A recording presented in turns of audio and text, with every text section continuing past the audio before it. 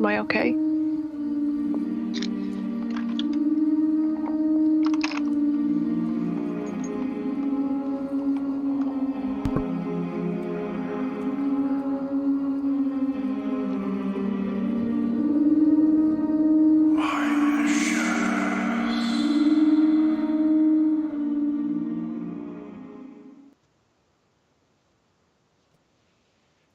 Are you okay? I think you're pretty awesome, actually. Thank you. I thought so too. Yeah, I think you're pretty freaking awesome here. And so Fleshy has been replaced. We have gotten sick of him. I'm kidding. He wasn't feeling super hot tonight, so he's taking at least tonight off. But replacing Fleshy with similar color purples going on is my glorious wife, Camilla / Shrieking Violet, whichever one she likes to go by today. Something different all the time. But yeah. Like my hair. Yeah, dyeing the hair. So it was red and blonde and pink, and now we're purple this month. So now we're purple. That. Purple's good. Nothing wrong with purple. Nothing at all. Nothing at all. Purple's a good color. I like so welcome purple. Everybody. I like purple. It's a nice color. So welcome everybody. Yeah. So for those of you who are new here, we often talk about goofy stuff. Usually, Fleshy's here that sort of encourages us to go in a little bit of a playful direction. A lot of the times he's got a great sense of humor, but he won't be with us, so we'll probably be a little bit more serious tonight. Haha. And we're gonna probably keep it a little bit on the shorter side tonight, maybe 1 to 2 hours, especially without Fleshy here to not that Camilla can't keep it exciting. I could always, hey Camilla, make it exciting, do something hot. Oh boy. But yeah, so we're going to talk about a couple different things tonight. The most important of them is going to be discussing things having to do with prescience, discussing divination and all of that stuff, with sort of an alternative theory of magic that I think is way more rational than one of the ones, pretty much all of them, honestly. And we'll try to talk about that. We're going to be, of course, going through that in a non-dual way, and also, of course, an alternative, we'll say Luciferian kind of way as well. So we'll be discussing all of that pretty shortly. But to begin with, I want to say hi to everybody, especially the regulars. We got AK Morningstar, Astarte Astaroth, good old Wyatt Coverdale. We've got Patchwork. What's up, brother? I see you gave me a bing bong. Bing bong, bing bong. Bing bong, bing bong. I don't know if you ever watched that. If you guys at home ever watched that. What was it? Inside Out. Inside Out. Yeah, I'm such a dork. I watched that movie and my favorite character is Bing Bong. Like literally, that's my favorite. Like I'm just sitting there like, oh my god, that is so like the kind of like goofy, cute, like imaginary friend I would have wanted. Just Mr. Bing Bong or whatever his name is. Bing Bong, Bing Bong. Mm-hmm. Totally my speed. I guess I'm just a big dork overall. I mean, I'm a sucker for kids movies anyway. Hecka Lit's son is here, as lit as always. I do hope. So yeah, so welcome. Damian Draco, what's going on? So yeah, so I guess let's let some more people filter in now. Let's see, what do we got now? We've got about 26 people. We're still a little early. I tend to start a little bit late, so we'll probably get the usual suspects in here. But so what's on your mind, Miss Shrieking Violet, now that you're writing and typing and being distracted? What caused you to decide to want to be on tonight? Part of it is I'm a little bored feeling. It's towards the end of my hibernation. I've just started feeling it's really social again. I go through phases. I go through phases where I like to talk and then I just like to not. So I'm feeling kind of out there today. And you informed me that Fleshy was a little under the weather, so I figured I'd keep you company. Yeah, and we do miss him already. I don't think he's under the weather. I think he just had a long day at work, and he needs to recharge his batteries sometimes. Like he'll go through, like we all will. Like you go through like just a tough day at work, no sleep, a little bit of anxiety, stress, whatever. And it's like, am I really going to be entertaining tonight? Probably not. there's a part of me that didn't want to do one tonight either, simply because I'm sort of, well, three or four things really. Drama, you know, on Discord and stuff was kind of a bummer today. But that's not even it. It's mainly like I'm playing too much damn Elden Ring. I gotta be honest with you guys. Like Elden Ring has just been like, and I've just been like, oh my god, I didn't know there was a portal to another world. Oh crap, now I can't focus on anything. I'm like looking up builds for Elden Ring. Like what weapon should I try to get now? Oh man, it's annoying. But there is that. And then you made me eat some really delicious cinnamon buns that we made that you're going to be doing a video on maybe tomorrow. Yeah. And putting on your channel. So it's a keto video. So a keto video. So just to prove that you can eat really sweet, delicious things on keto. They come out so good. Yeah, and basically, you made me eat the last three along with you. So we each had three, and one is enough probably. So we had three, and there's a lot of almond flour, and my guts are just like, what are you doing, stupid? Because I don't have a nut allergy, but it does trigger my guts to act funny. I'm like a vampire. I can't eat human food. I have to drink soda and blood, I guess, is pretty much it. Well, you know what it is? Almond flour is in everything we have that's baked goods. That's true. You know, so that is, and I eat a lot of almonds anyway. Just for the record, I do want to mention that we might have me echoing. I noticed it in the chat. We are in the same room. That is the only way I can keep an eye on chat and everything else going on like Fleshy would do. Yeah. Which is at my PC, because my laptop would crap out if I tried, and my phone is one tiny little screen, so we might have some echo. That's why I'm trying to keep my voice down. I can hit the button. Yeah, don't mute it, because then there goes all your talking. Well, that's maybe a good thing. Another super chat from Patrick. I just bought Elden Ring. No spoilers, please. You got it, brother. Yeah, I mean, Elden Ring, you don't really have to worry about spoilers. It's a Souls game, so it's not like a BioWare game or something where there's like tons and tons and tons of like story content that'll get blown. But you may like, you know, oh, I didn't want to know that weapon was there. So don't worry, I'm not going to do that. I'm not going to give you guys a map and show you where I got my cool build from. But it does have a story, and it's exceptional. I probably would rate it. I mean, I gave it a 10. I give it a 10 out of 10, honestly, which I don't do very often. So I give it a 10 out of 10 for what it is.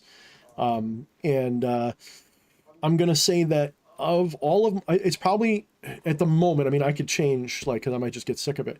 But at the moment, it's on par with the original NES Zelda, and probably I would say Symphony of the Night, my two favorite games of all time. So right now it's like right up there. It's at first I wasn't sure. I didn't think I was gonna like it. I played a little bit, like, oh, same old stuff, high fantasy, blah blah blah blah blah. Oh, too hard, blah blah blah blah blah.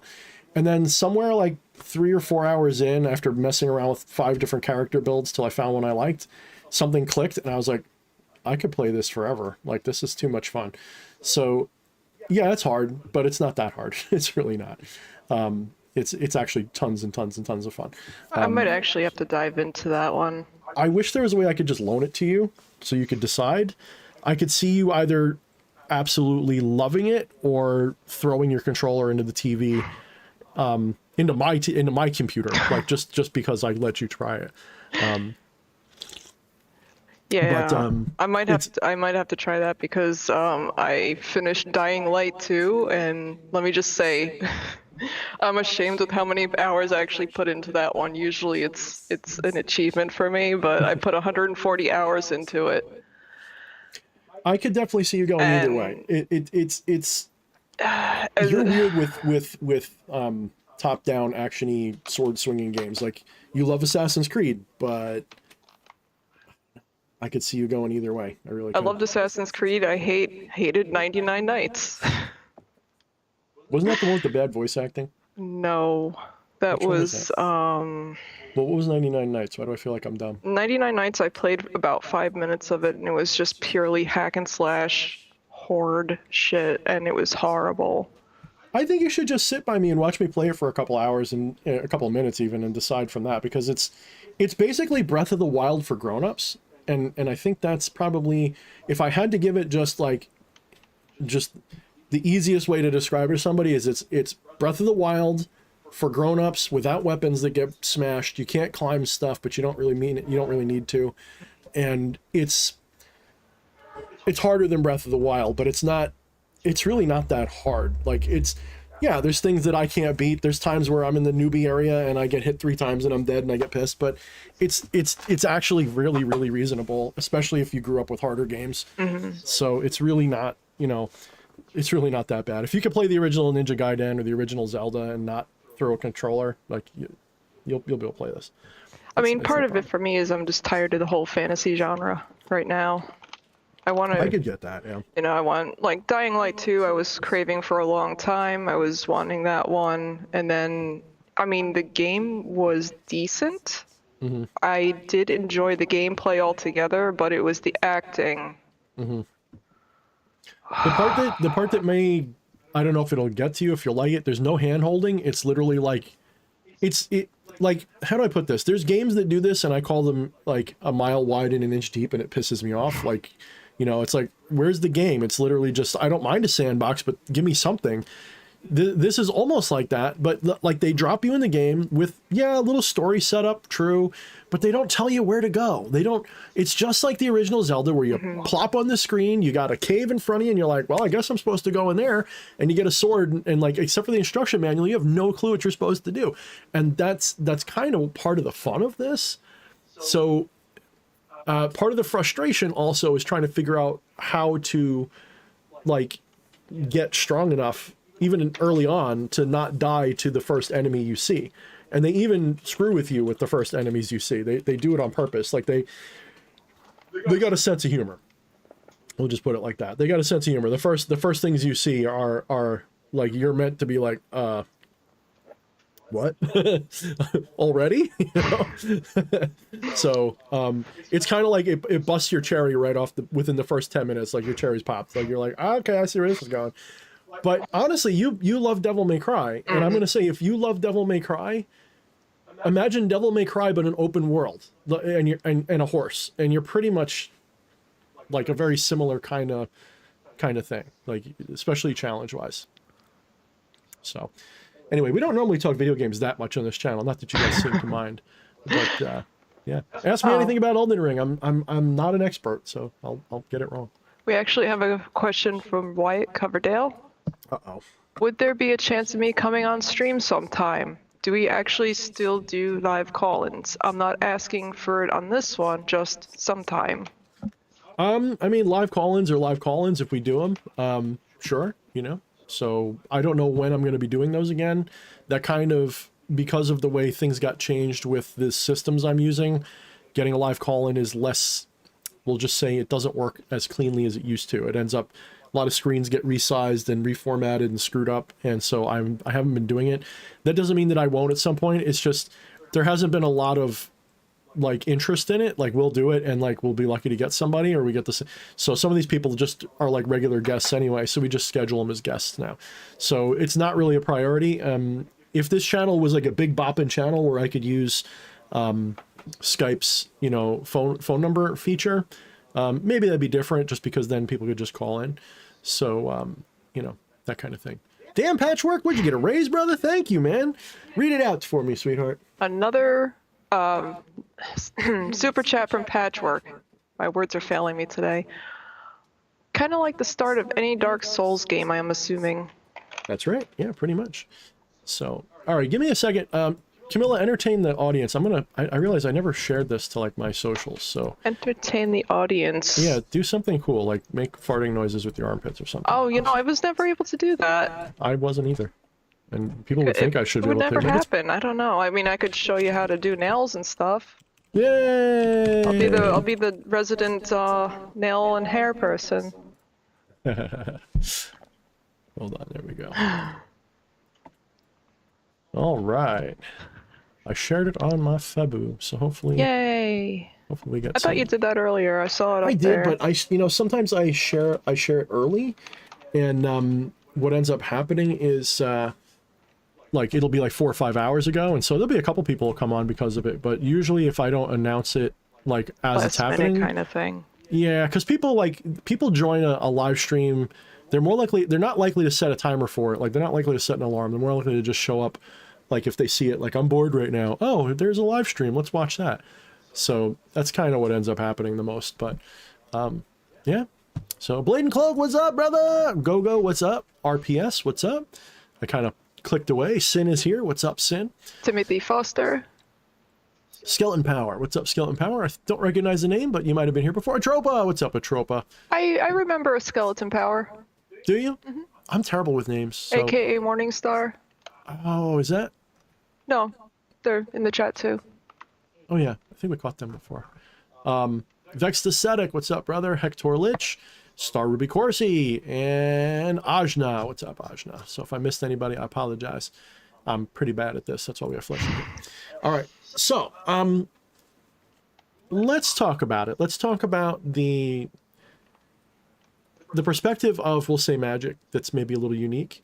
And forgive me if like I get like a little distracted because my guts are twisting right now because of those damn things. I'll go easy on you next time. Yeah, go easy on me next time. Wow, sheesh. All right, so here's the deal.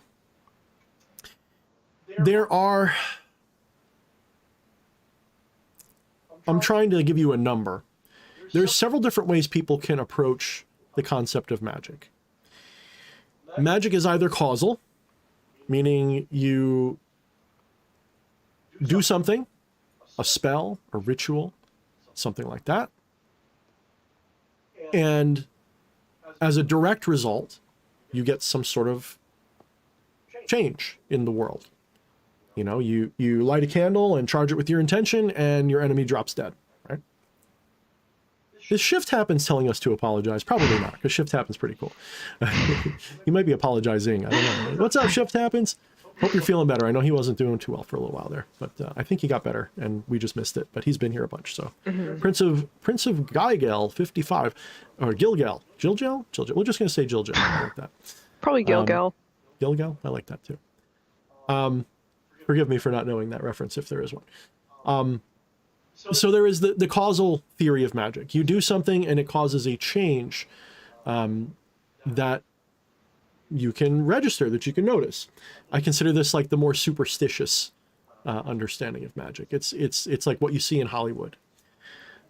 Then you have the more acausal method, which is it still causes the result, but the explanation is it happens according to acausal lines. So if causal magic is I cast fireball and the person bursts in a flame and falls over, and if acausal is I curse you and you fall over, those are the two that most people think of.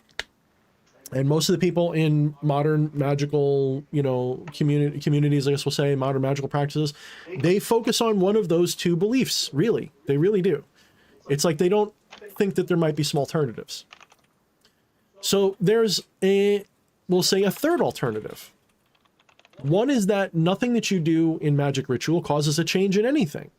That magic ritual serves a different kind of purpose.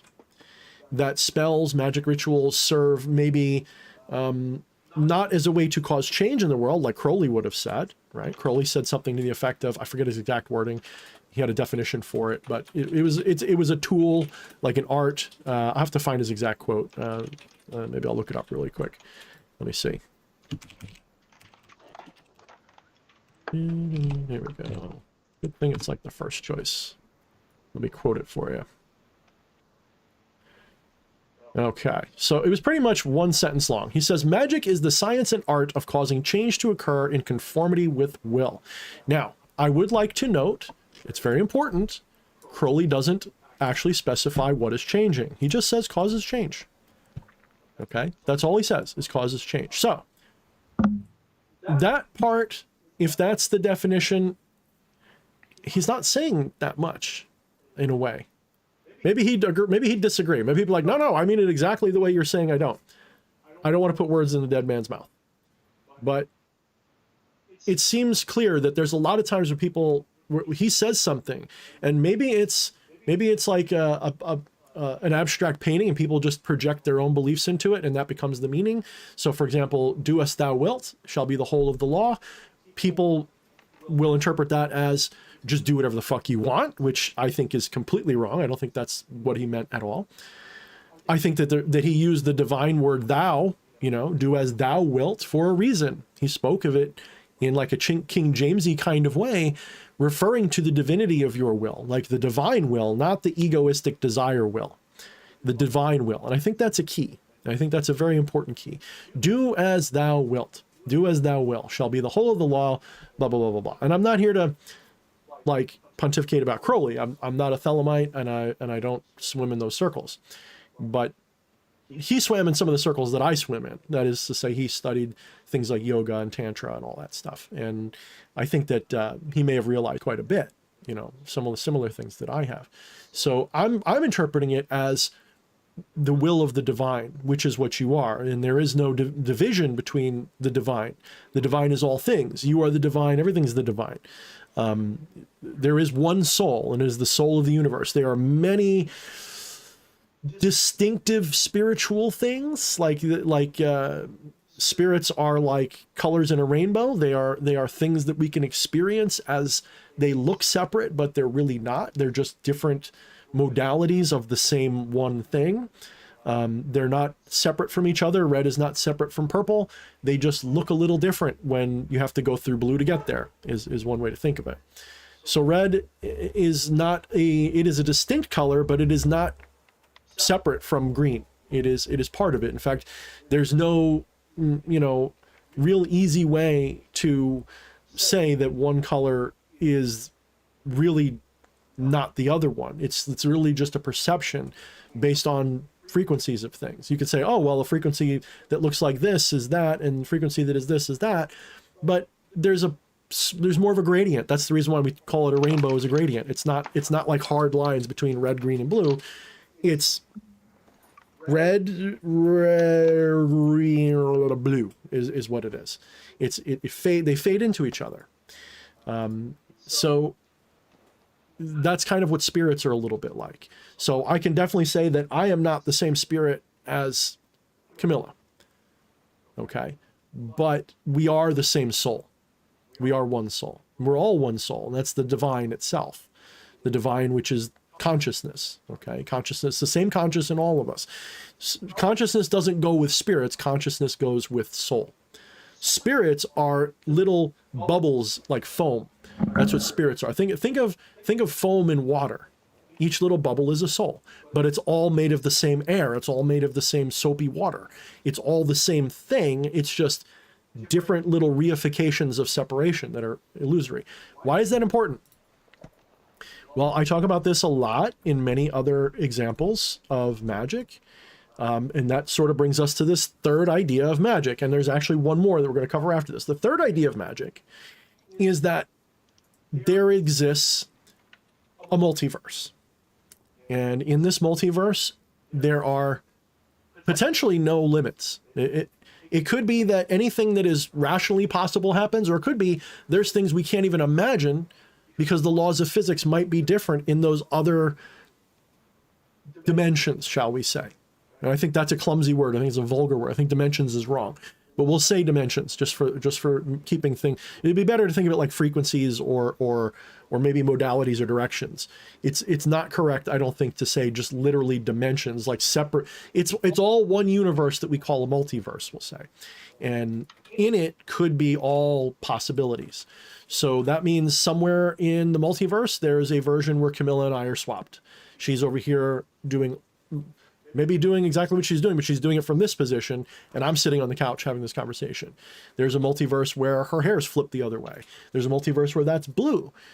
And all of these realities exist now. They all exist fully formed. So in this multiverse, depending upon your view of time, I don't know why I said science and math. Depending upon your view of time, does time move, or is time an illusion caused by something else? I maintain that time's an illusion. Time is not actually a real force of nature, just like space is not a real thing. It's a reification of what looks to be separation. Space is not a real thing. There is no such thing as space. It is a grid, if you will, a way to measure. It's not a literal thing. Time is the same way. Time is a thing that we conceptualize, but doesn't actually exist as a force or even a fundamental law of reality. What I think is going on is that all of time, from all conditions, Big Bang to whatever, theoretically, I mean, there could be something else, but so far we know Big Bang and heat death. So everything from Big Bang to heat death already exists fully formed exactly as it should be. And it is consciousness which is shifting its attention along the axis of what we call time as a direction through the multiverse, causing the evolution of forms into these different states of being. So I've done this analogy before. You guys are probably sick of it, where I talk about you drop something and it really exists in every possible position between your hand and the floor. And the reason it looks like it's dropping is because consciousness is literally following sort of that pattern in the fractal, we'll say, of the infinite multiverse. It's literally following that one causal timeline of where it's falling. And that whole thing is magnificently complicated, right? It's not really easy to imagine what that would look like. But imagine all the possibilities exist right here where you are, but your consciousness is only attuned to this wavelength of reality. So using the light analogy, which the ancients did a lot, they said reality is light. In fact, there's some modern metaphysicians who believe that literally everything is hard light. This Shungite cube is just light that has been sped up beyond the way beyond the ultra what's the highest? I always forget what the highest frequency is. Way beyond gamma. Like it's way beyond the highest possible range of light, to the point where it has so much energy in it that it becomes an elementary particle. So light stops being a light particle and becomes an elementary particle of matter, of baryonic matter, of we'll say photons, protons, neutrons, etc. Okay, so there's really only one atomic particle, and then there's subatomic particles. You have the proton, and every atom is basically a hydrogen atom, because hydrogen doesn't even need an electron to be a hydrogen atom. Every atom, even gold, is really just a different configuration of hydrogen, in a manner of speaking. And that hydrogen is a different configuration of hyper energized gamma light, we'll say. Okay, that's cool. That's totally irrelevant, but that's cool. That's just a side tangent. This idea, though, is that all of reality is like this light spectrum. And so your consciousness kind of tunes in to different light spectrums, and that's the reality you're seeing. That's just an analogy. Don't take it too literally. Don't sit there and think, well, if I can just tune my brain to the right electromagnetic frequency with tuning forks and electrodes, I can see another universe. That's not what we're saying. What I'm saying is your brain doesn't do that. Your brain has nothing to do. Your brain doesn't generate conscious at all. Your brain is a tuning fork for conscious. Your brain is a thing that consciousness fixates its attention on. It says, a lot of shit's going on in where this brain is. I want to watch this. Ooh, look at that lightning thunderstorm going on in that blob of meat. I want to watch what that's experiencing. And it does so in a way that generates this phantom reality that we see. Okay, so let's say what I'm saying is true. There's a multiverse. Let's just keep it simple and stay away from all of that extra brain-bending science for a minute. Let's pretend that this is like Sliders or some other cool movie or TV show where there's multiple dimensions, and you can exist in any dimension you want right now. Why are you here? Why do you see the reality that you see? What causes that? What causes you to experience only the reality you want to see? That is to say, the reality you are seeing. Why don't you see the other ones? There's a lot to that. Let's say, for example, maybe it really revolves around the fact that you're attached to who and what you think you are. So you stay with the pattern that is most like what you expect it to be. That's why everything seems more rational to some people, and other people it's superstitious and it seems to work. So what does magic do? Well, magic would be, in that case, if that third option of magic is correct, you don't actually cause changes. You cause a shifting of the perception of your timeline. So you go to a ritual, you do a ritual, and you say, I want lots of money. And your consciousness, for whatever reason, responds to that ritual, for whatever reason you want to say, responds to that ritual and just sort of shifts its attention from the reality where you're a poor bastard to one where you're a rich motherfucker. And those two universes are both valid and real. You exist in both of them in a way. But your consciousness is only focusing on one or the other. So that's the third possible explanation for magic. But I think there's a problem with it. And I talked about this in one of my other videos. There's a problem with it. Although I didn't bring up that problem in that other video, the open secret of magic. I didn't bring up this problem. The problem is that still makes it sound like an egoistic thing that your egoistic, limited little mortal self does. Well, if you follow the non-dual rationality all the way, the little filament of being that you think you are, this little person that you think you are, is an avatar for the divine. It's divine too. It's not inferior, but it has no more control over itself than a shadow does. So D.H. Thorne, the spirit, the person, the spirit, whatever you want to call it, is like a shadow. It has no actual authority by itself. It is actually a projection of something else. Same thing with you, same thing with everybody. This idea that you are your shadow is part of the problem that causes all of this limitation that you experience. The more you're attached to this shadow and say, that's me. Are you sure you're not the one casting shadow? No, I am the shadow, because when I move, when the shadow moves, that's me moving it. Obviously, I do this and it moves, so it must be moving. No, that's not what's actually happening. You think it is because that's how it looks, but that's not what's happening. So this third theory of magic has a problem. It still says the shadow gets to decide what wall it gets cast on, if we're going to be a perfect analogy. So if it's possible to shift your shadow to other walls, we'll say, as an analogy to shifting dimensions, the shadow has no choice in the matter of what dimension it lands in. The shadow is at the mercy of what? The thing that casts it. What is that? The higher will, the divine will. That is what's doing everything. The divine will. Not D.H. Thorne's egoistic desires. Those are a reflection of the divine will. They might be an accurate reflection or they might be an inaccurate one.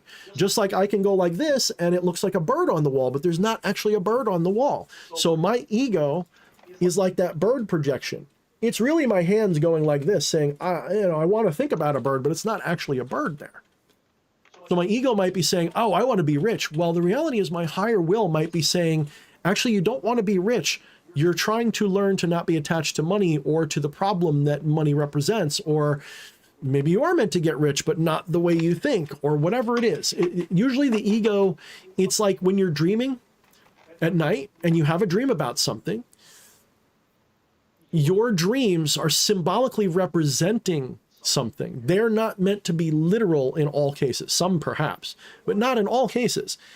If you're running through the woods at night in a dream, being chased by a Bigfoot, and you end up at your grandparents' house, and then your grandparents are like, you shall become a millionaire. Some people would read that dream and take it all literal and be like, oh, you're going to be chased by something and blah, blah, blah, blah, blah. And some people would be like, oh, well, that means that you're going to be rich. Well, what does it really mean? Well, your subconscious speaks symbolically. So your subconscious is telling you that there's a big, scary, doofy monster chasing you. Well, what does that represent? Maybe you're having trouble at work and you got a bully boss that's stupid and hairy and weird, and that's what's coming through. The forest could be symbolic of people get too literal with their symbols. Like the forest can mean something different for everybody.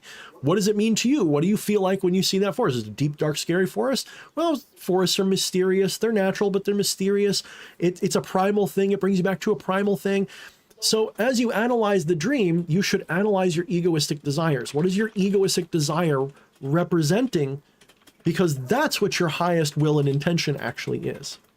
You have to look beyond the egoistic desires. But if you're doing that, if you really do that, you're going to realize that these desires that cause you to do everything that you think are causing you. So when someone says, well, you know what, if I say, well, why did you do that? They'll say, well, I wanted money. So the want was the cause? Your desire was the cause of the action? Yeah. I really wanted that money. Okay. What caused that want? Oh, well, you see, I need car payments and blah, blah, blah. Okay, so it wasn't your want that caused that. It was a circumstance? Oh, well, no, I have free will, so that can't be it. I want it as a reaction to that situation. It's my desire to have.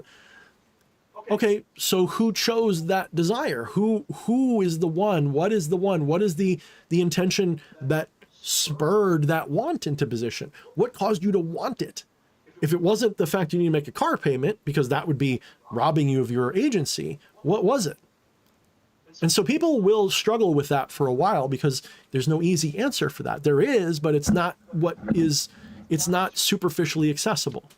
It's not a logical question. It's a paradoxical one. It's one that's meant to confront you with something else that's much deeper and higher and weirder than anything that is considered in normal logic and reason. So what is your desire based on? Where does it really come from? When you really analyze this really, really deeply, you start to come head to head and in confrontation with divine will. This is a will that is unspeakable. It's not something that is, I want that. It is literally an intuitive, impulsive, spontaneous realization of your actions and in real time. There's no delay. Your thoughts, where do they come from? Who decides them? Are they decided or are they found? I think they're found. I don't think they're decided. I don't think you choose to think a thought. I think that nobody thinks thoughts. I think thoughts exist in the multiverse and consciousness captures it. It says, I want to pay attention to that one. I want to experience that impulse right now. And that desire is inevitable. There is absolutely no choice in the matter. It is transcendent of both what people would call determinism and free will. It transcends both possible ideas because your will has you can't call it free if there's only one will. If there's only one divine will that is manifesting everything, there is no free will at all because there's nothing that counters that will for it to be free from. There's nothing to be liberated from, so you can't call it free. Just like if everything is gold, you can't call it gold because there's nothing that is not gold to compare it against. It sounds like a sophist statement to say, like, oh, that's just semantics. No, it's a very deep concept if you really think about it. There is no free will, not because you don't have freedom, but because the idea that freedom can exist requires a prison. There is no prison. You have no choice but to do your will. It is literally impossible to do anything but your will. That's the divine will that Crowley was talking about. Do as thou wilt was not do what your egoistic little ass wants. It was get behind that ego, find out what that ego is being motivated by, figure out that divine will, and then work with that. Get out of your own way. So that brings us to the fourth understanding of magic, and it's the one that I ascribe to personally. It is the one where magic is a ritual or spell or whatever that,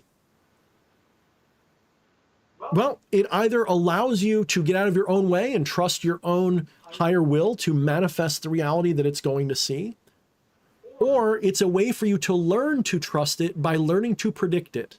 So why did you do the ritual? You'll say, well, so let's say you did a ritual for money and you succeeded. Did the ritual cause the money to happen? Or is it that you just predicted that it would work and that's why it worked? Are you sure that you didn't predict the outcome and the ritual was a response to that prediction? Or did you predict the ritual and, come on, think it through. If you think it through, if you really, don't listen to me. Go in meditation and think it through. Really sit there quietly and really just, why did I do that ritual? If magic, it's the question of first causes in philosophy. What was the first cause of the outcome of the ritual? What was the first cause of you getting money because you did the ritual? Was it because you did the ritual? Is it because you did it right? Is it because you did it wrong? This is why when people sit there just poring over their materials and trying to perfect rituals, like it didn't work yesterday, so I'm going to try it again tomorrow, but this time I'm going to turn the thing 12 degrees and whatever intricate change they want to do. Like it's some kind of a puzzle that they got to figure out, or like they're a code breaker trying to crack open a safe or something. That doesn't seem to be right. The thing that you're actually trying to align with is not the technique. You're actually trying to align with your true intuitive prescient ability. You're literally trying to have like the all-seeing eye become what you are. You're literally trying to predict the future effectively, not cause it. And this prediction isn't a prediction like, well, reality can only go this way. It is, what is the highest will guiding this experience? Why is my little avatar, why is my spirit here and not in that other world where I'm rich, for example?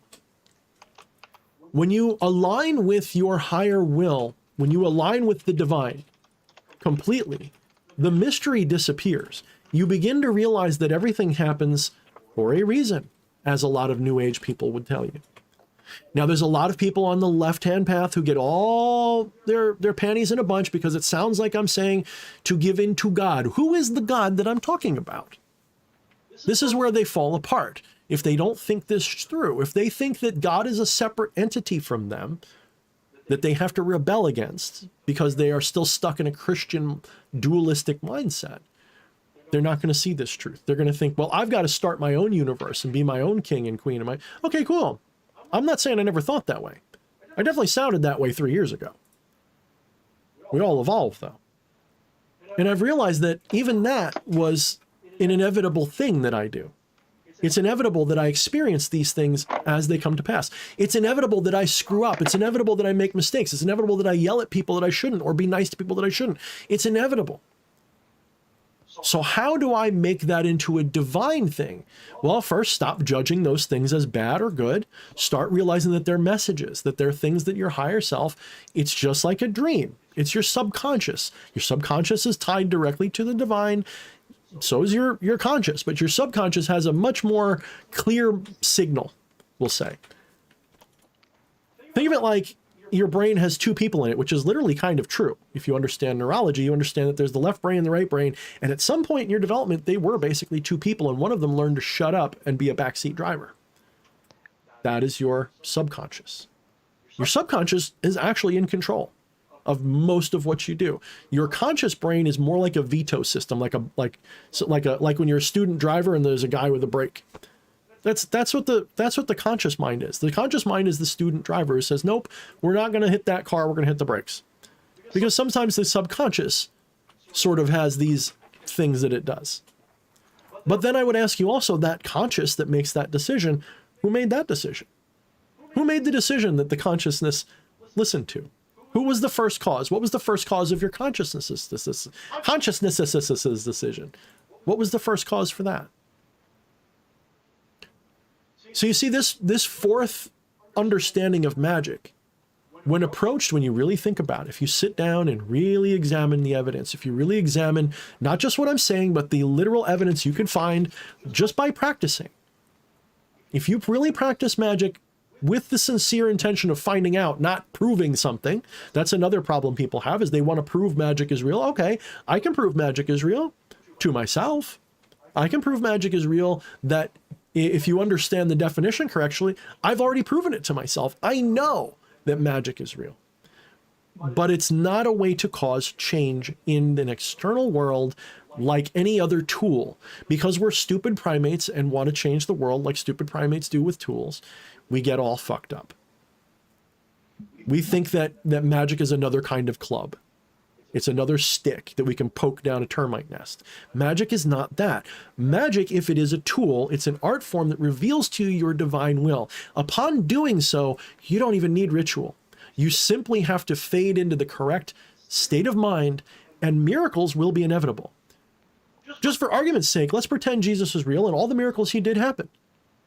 Does that mean he caused those miracles, or was it actually those things were a sequence of events that looked like miracles on the surface that just with prescience He trusted the divine will and just did what he had to do. Let's go with Merlin, the same thing. Let's go with any ascended master supposedly in history, Buddha, whatever, any of their weird predictions that came true. Is it something that they caused or something they predicted? If you read Dune, for example, Dune's a great book. It really spells this out well by showing that Muad'Dib doesn't actually necessarily have superpowers. It's that his ability to see the future and know what to do gives him a prescience that causes him to even act quicker than other people should allow for. If you can see a moment ahead, you'll look like you're faster than everybody.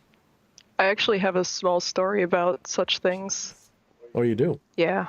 Oh, we do have some super chats, though. Oh, do we? All right, yes. You read those first. Okay, so I'm going to read a couple first, and then we have a couple questions that I'm going to save for after. Because we still got to get way into the my scrying and story. prescience part. So Yes. go ahead. Okay, the first one is from Patchwork, $5. I am one with the ancient ones and the elder gods. Lol, I am magic. I am. Yeah, that's a good way to look at it. That's kind of what I'm saying. Now take gods and make it, those are faces of one divine godless thing. So when I say you're God, I mean that in an impersonal way. So all of the gods are just masks for this one soul wearing infinite masks. Awesome, brother. Awesome. Next super chat we have from EA Quetting with a 666. What's that? Love you guys. I had to sneak in. Don't tell anyone I'm here. My whole video library will be on Odyssey very soon. Keep rocking it. Oh, yeah, I love that Awesome guy. to see. That's so nice of him. Awesome, dude. Dude, definitely let me know when you do that, and I'll make sure to plug it all over. It's really good to see you, EA, whoever you are that I don't know and has never had a YouTube channel until now that I know of. Really fucking awesome, dude. Appreciate that. And if you do end up losing this one, just call it like, Bob's left foot, and Yeah. we'll know better. I like Bob's left foot. Yeah, Bob's left foot. I think that was like a book or something. So fucking awesome, dude. Thank you for coming, man. Thank you for that. Super. Thank you, brother. Yeah, we're going to definitely keep an eye out for that. And we're going to definitely try to make sure that we help you out with that. So keep us in the loop. Okay. Okay. And real quick, there's one more question that I could answer. It's from Mr. Zombie. Mm-hmm. Hey, I'm starting to make a Black Mirror, and I was wondering if you have paint type that you think, I'm not very good at reading sometimes, I apologize. If you have a paint type you would think be best in terms of feel or depth and reflectivity. Well, technically... Are you talking about for the mirror or for the frame? For the mirror itself. Okay, proprietary secrets are... No, I'm just kidding. Go ahead. You could just spray paint the back of the glass with any standard... Like glossy. Gloss black paint that acts also as a primer to help it stick. Personally, You could probably even do flat. I mean, you can use flat too, yeah. Yeah, probably use flat too. It just wouldn't be quite as shiny. I think some it's people better don't like with it as gloss. shiny. Yeah, like some people they would use obsidian, and that's not always really reflective. So. But I personally recommend spending a few extra dollars and purchasing black acrylic lucite. All you need is a bandsaw to cut it. Highly reflective. Just be careful because it does scratch. Yeah. That's what we've been using on all our mirrors. We don't paint glass because glass going through the mail, especially with our feeble ability to pack things. Yeah, it's a little too iffy. It'd probably be okay, but the last thing we want is to be like, well, I got your mirror, but it's cracked in half. It's all shattered. Because USPS decided to drop it over the fence. Yeah, it's one of those things where if we did glass ones, we'd probably have to sell the frames and the glass separate so that we could replace the glass if it breaks. Yeah. So it's not a bad idea. Maybe we will do that. But then we have to figure out how to cut glass correctly with our limited... maybe we could probably do it. You just need a glass cutter. But the point is we'd have to get that going. And yeah. It's easier to use a bandsaw on Lexan and it or what you call acrylic. It looks good. There are people who scry with their phones. Yeah. They'll literally just cant it at an angle, get however the lighting they like, and they'll use that. The idea is you want to feel like you're looking through something into a distance, and that's really like a big part of it. You could almost say that scrying is just a cheat way to enter sort of a gazing state where your eyes sort of are half lidded and you're sort of concentrating in two different worlds at once, I guess you could say. Your imaginary daydream, you start hallucinating, etc. That's kind of like the purpose, but scrying into a mirror of that sort is definitely, I like it. I mean, it's not the one I do all the time, but I definitely like it. It's definitely effective. So. And we also have another super chat from Jay Sauber for $4.99. Thank you, Jay Sauber. Always there. Thank you, brother. So real quick, before any more questions, I do have a small story about prediction. It was when me and you went to see Moonfall. That horrible, atrocious movie where too much was crammed into it at the end. Well, it was a Saturday night, and it was just over 2 weeks after our son went to the Navy. And I had this feeling that, you know, you turn your phone off when you're in there. Little tray table on the seat in front of the frickin' recliners at the local AMC. So something in my head, that little voice that gets in there every so often said, when you mute your phone, make sure it's face up, because you know your son's gonna call. Now, mind you, standard, it isn't for another week or two that they normally call. It's usually the third or fourth week in at boot camp. Sure enough, no kidding, 5 minutes into the movie, my phone rings, and it's from Waukegan, Illinois. I pick the phone up, and I'm freaking booking it out of the theater, knocking everything on the floor. It's, you know, you gotta listen to yourself. It was freaking hysterical for some reason. And me and him have a connection. We always kind of did, where it was like almost like a psychic sort of connection. And he said to me, he's like, I knew I was going to call when you guys were at the movies. And this kind of thing happens. So that's called synchronicity. And that really gets to the heart of what I'm talking about. Your magic rituals do not cause anything. They result in a synchronistic awareness. They encapsulate a miracle that your higher self was always going to manifest for you. The ritual was literally just its way of saying, by the way, you're an all-powerful deity.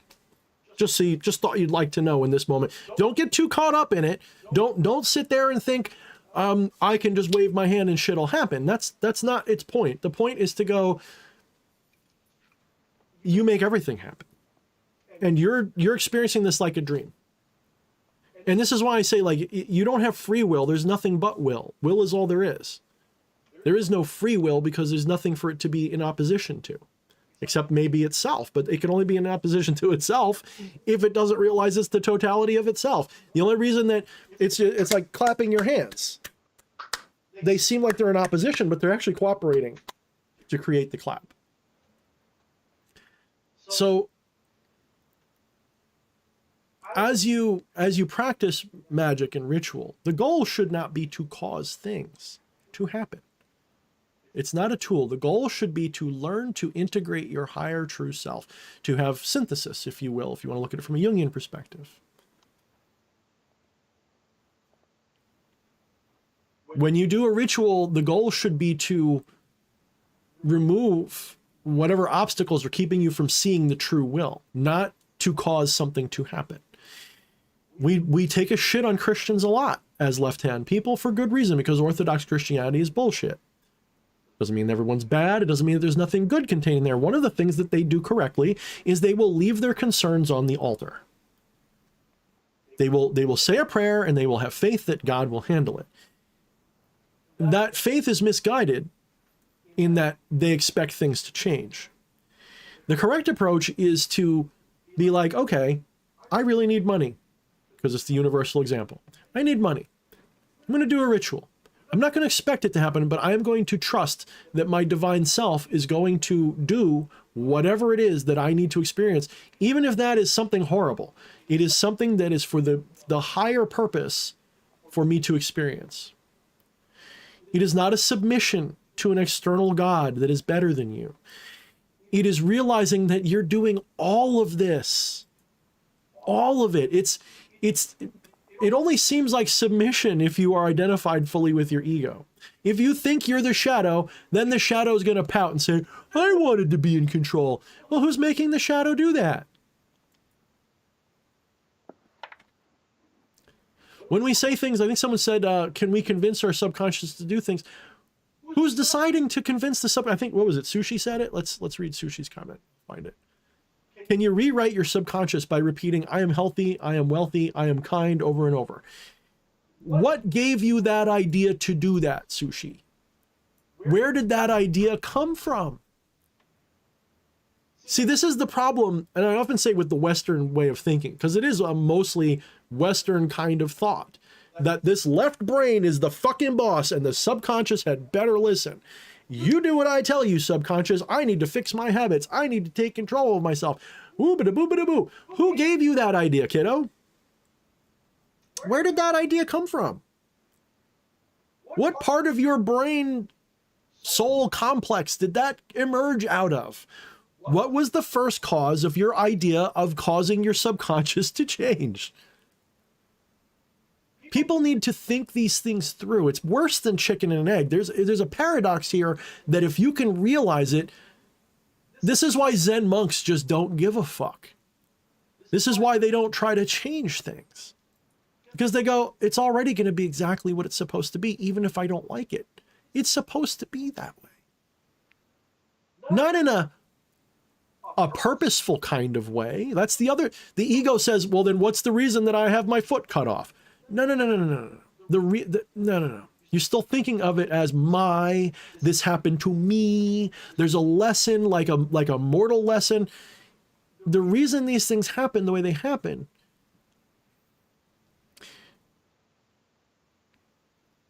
why do you dream anything? When you sleep at night, why do you dream anything at all? Why do you have a dream about Bigfoot chasing you?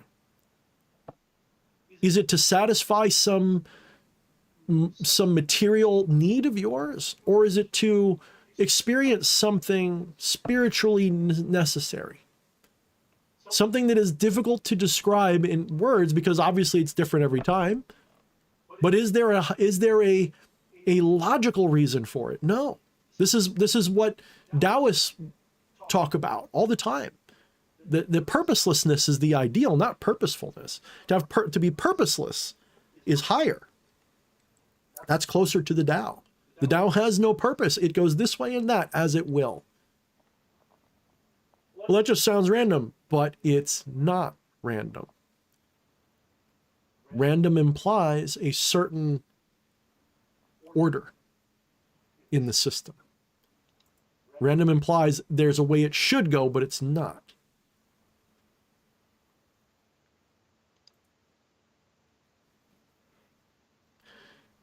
The Tao is a great analogy for the divine will. It's probably the best one. If you could combine like all of these different religions, you take the Taoism side and that's the divine will. To understand the divine will, understand the Tao. And see how the Tao moves through you. To understand what you really are, you need Vedic stuff. You need Advaita Vedanta, stuff like that. To understand theurgy, you need Greco-European Western stuff. Then to understand the primal stuff, which is like sort of a mix of all of this, you got to look at Africa and South America and North America and native European religions and all of these things. And you see all of these things sort of bubbling up. All right. So again, let's talk about prescience then. So how do we improve prescience? Well, just like Sushi asked before, can I tell my subconscious to do something? How do you tell your prescience to do something? That's silly. It's like saying, I want to predict that I'm going to get $1 million. We all want to predict that. Can you force that to happen? No. Prediction is prediction. What causes that? There's nothing that causes it. If you want to have better prescience, the only way to do that, the only way to really do that is to get out of your own way. Your subconscious, your spiritual self has to be ready to get out of the way. It has to, you can't cause it to happen, just like you can't cause yourself to think a thought. Because the original source for that thought was what caused it. So you can't be like, well, I'm going to think of something because I chose to think of it. You can't be like, I'm going to think of a giraffe and then think of a giraffe. You already did. Where did that come from? So prescience is actually not an intentional action you can cause. Prescience is a thing you get out of the way and allow it to happen. Prescience is a thing that is inevitable when it's ready to happen. So what you really got to realize, take a moment and like out of body yourself for just a minute. Just, I don't know, I'm not being facetious. I mean, literally imagine like you're just watching yourself, okay? Pretend you're God and you're controlling everything that's happening around you. Does that little character right there have any choice in what it's doing? Itself? No, you're making it all happen. Someone who's had a deep enough psychedelic trip sort of knows what I mean, because they know that mask just kind of comes off.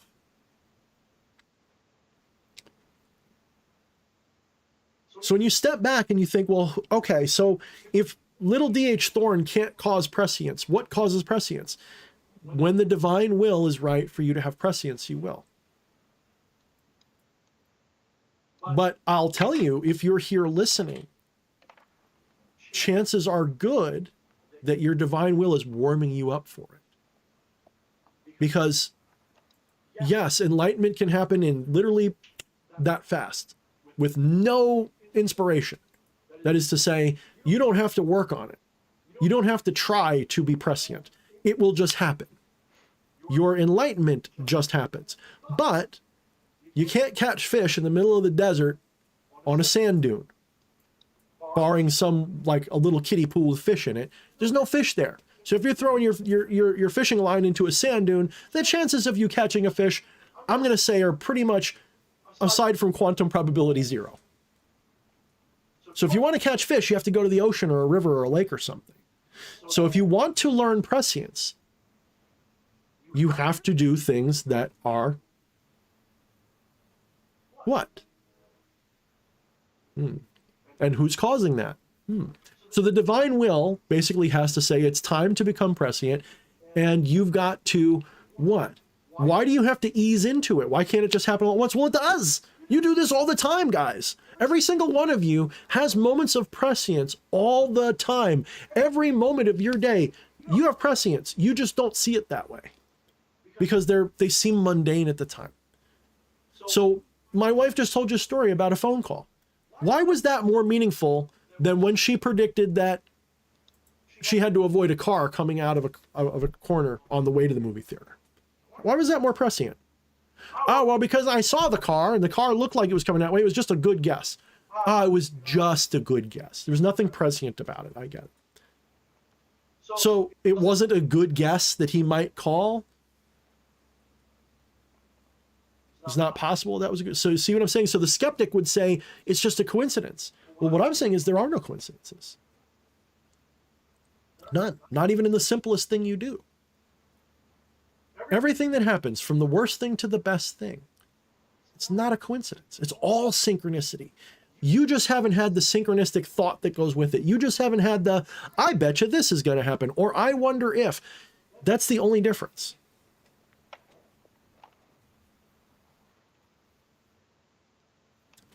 The problem is a fixation on ego as God. That's the demiurge. That is the false deity. Ego is not bad. You're not supposed to get rid of it. You're not supposed to crush it. You're not supposed to dissolve it. You're not supposed to live without it. Don't listen to that garbage. That's just a deeper ego trap. What you're supposed to do is to love your ego as you would love any mask that you put on a person. Look, think of it like this. I hate to use Christianity so much, but sometimes it's easier to do. Christianity, a lot of the born-again types will tell you, God is love. God loves you so much. Well, that's literally true. The divine loves who you are. That's why it's pretending to be you right now. And part of that pretending to be you thing requires that you forget that you're God. Why is Elden Ring fun for a lot of people? Why do they care about spoilers? Because they get invested in their character and they forget that there's some poor slob with a 9-to-5 job that life sucks. For a couple of hours every day, they can swing a sword and die 55 times and come back to life and lose some runes. That's it. They can become someone else for a little while.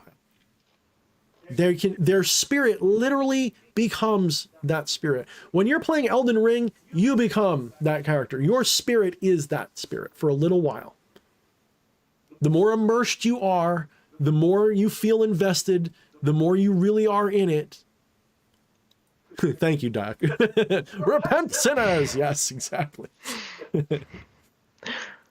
Why do we do these things? Why do we watch movies? Why do we sit here and listen to Thorne pontificate for hours about bullshit? Because for a little while, you want to forget this fake self. And you want to be reminded of what you are. And one of the ways you can do that is to role play, is to play games, is to pretend, is to use your imagination. One of the worst things that the demiurge, which is not a real being, but it's a perfect analogy. One of the things the demiurge as an aeon, which is true, one of the things that modality does early in your development is it stifles and crams your imagination into a box that's more and more limited and more this and more that. And that's not to say that it's bad, because art requires limitation, right? You can't have a beautiful painting if the canvas is everywhere. You have to have a canvas that has some boundary. What would be a painting if it had to be the entire universe? Well, that would be actually what God did. it's literally looking at itself and going, I'm everything. But I digress. The point is, good art requires some sort of limitation. You need a palette of colors, you need a canvas, you need a medium, you need something. Some limitation is what causes art. Because all art is based on limitation. Art would not be art without a limitation. Why do I say that? Because all art is a way to communicate something that the artist is conscious of through a medium that the other person can experience and then have the same experience. If I draw a picture of anything, the reason you see that thing is not because that thing is on the paper. It's because my consciousness, for example, drew a picture of a flame, and that symbolically represents flame to both of us. You look at that and bang, a picture of a flame appears in your mind's eye as if it was exactly what I saw. I couldn't do that if I could just make you see the flame. In other words, if I could just be like, see the flame, you see the flame. There's no art there now. It's literally just instant communication. It's one thought. It's one mind. So art is a medium through which we communicate to ourselves. Magic is another medium that does the same thing. Magic is a medium through which the divine expresses its will, leading to a manifestation that we go, boop.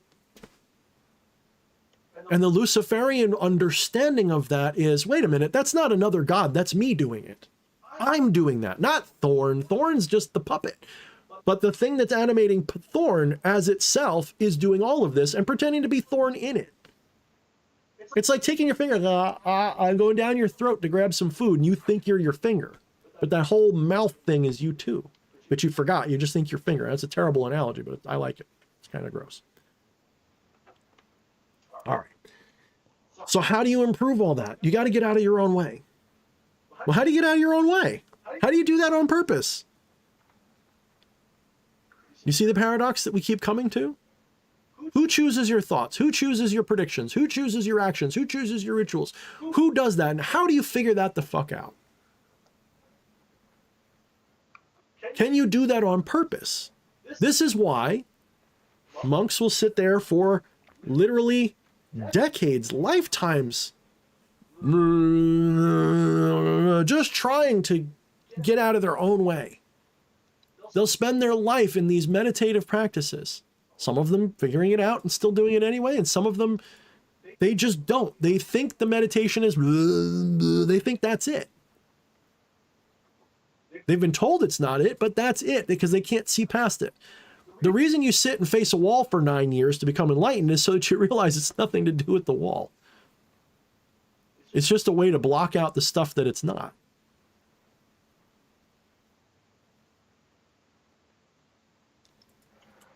So there's nothing you can do on purpose to cause this to happen.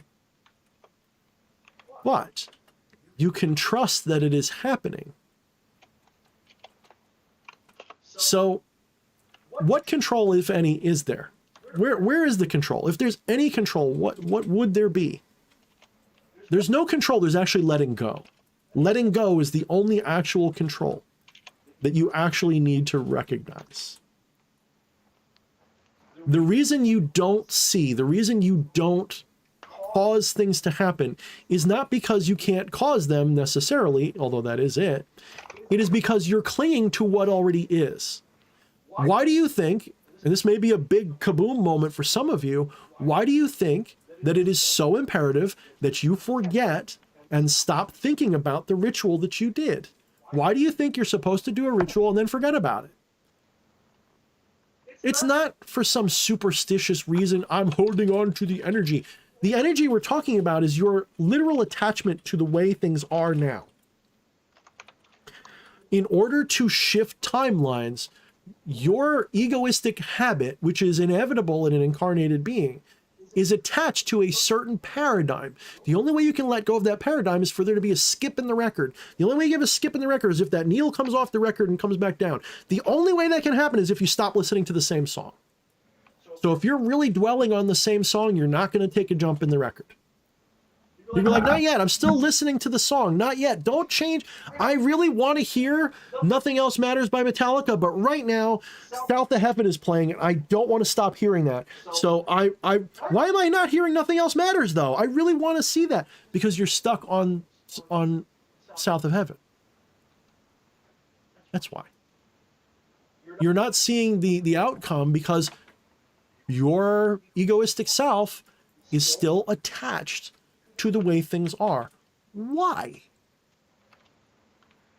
People are sitting here probably going, what does this have to do with Prescience? I thought you were going to talk about scrying. This is the essence. This is why modern occultism gives me a headache, and why I just like the whole fucking thing sometimes. This is why I look in like spell books and go, no, yeah, I know, but no, that's cool. Those are symbols that people used back 50,000 years ago because that was the language of their spirituality, but not, it doesn't have to be that now.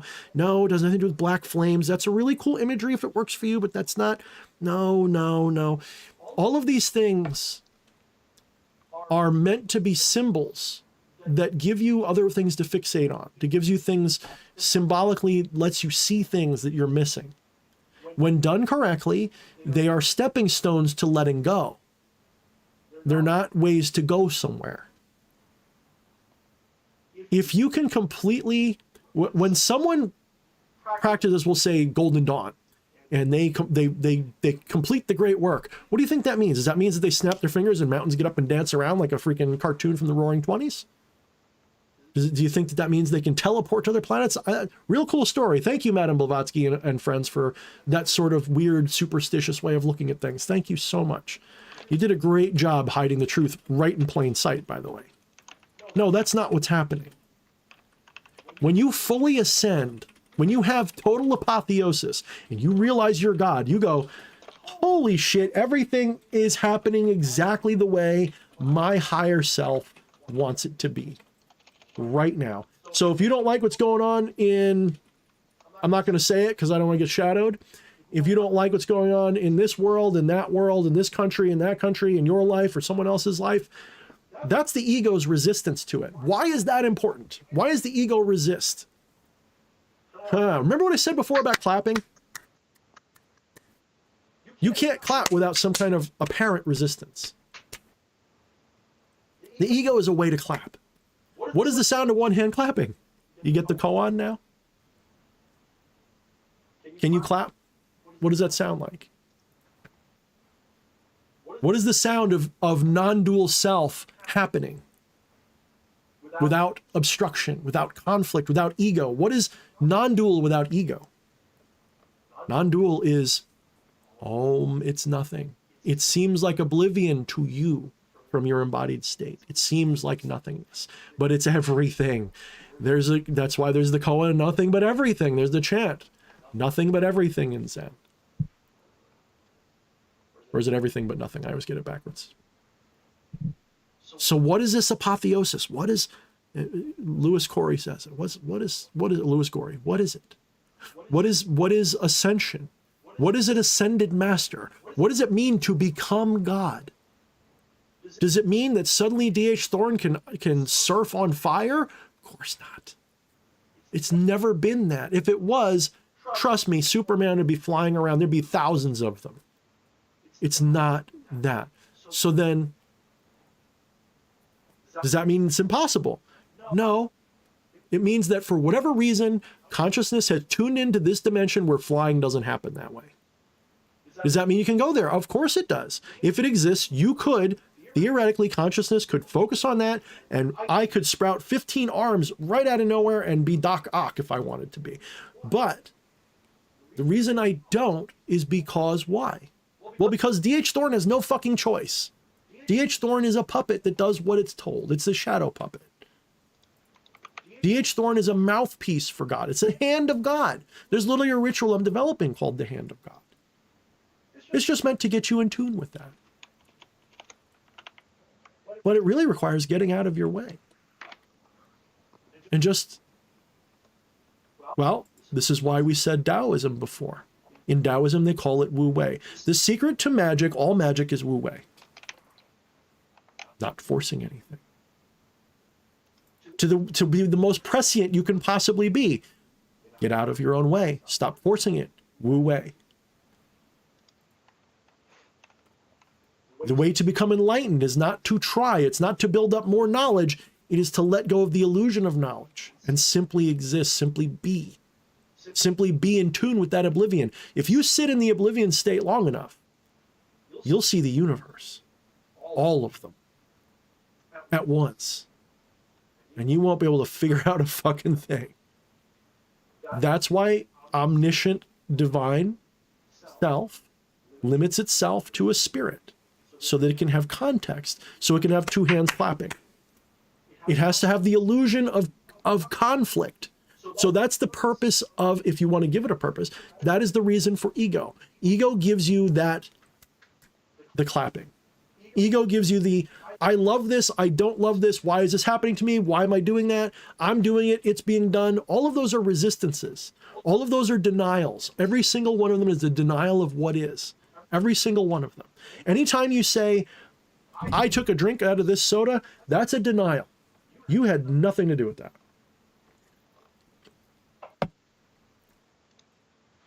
Every time that you make an assertion, this is why you shouldn't command spirits. It's just an egoistic position. You're just deluding yourself. It doesn't mean it won't work. You can be as egoistic as fuck and magic can still seem to work, because it has nothing, you can't command it to work or not work. So a skeptic will say, well, this is proof that magic doesn't work. If you think magic is a way to cause shit to happen, I agree. Magic doesn't work. Not like that. And I know there's a lot of people who might watch this for the first time, especially like places like Gallery of Magic or some of the demonology channels. They might watch this and go, well, what the fuck? You're talking about magic and you're saying it doesn't work. I'm saying magic the way you've been taught doesn't work. Magic as Harry Potter casting fireball doesn't work. Magic as I cursed them and they fell off a cliff and died doesn't work that way. I've been saying that more or less in different ways since I came into the scene. But I didn't say miracles don't happen. I didn't say that you can't experience miracles and supernatural events. I just said that the idea that magic causes that stuff is as silly as saying that music causes sound. Or that sound causes music. Now, you can't have one without the other, of course, but do they cause each other? Does sound cause music? What causes music? What turns sound into music? Sound by itself is not music. Music by itself is not sound. What is it? How does this work? Let's go back to the koan of the trees falling in the forest. If the tree falls in the forest and nobody's there to hear it, does it make a sound? No.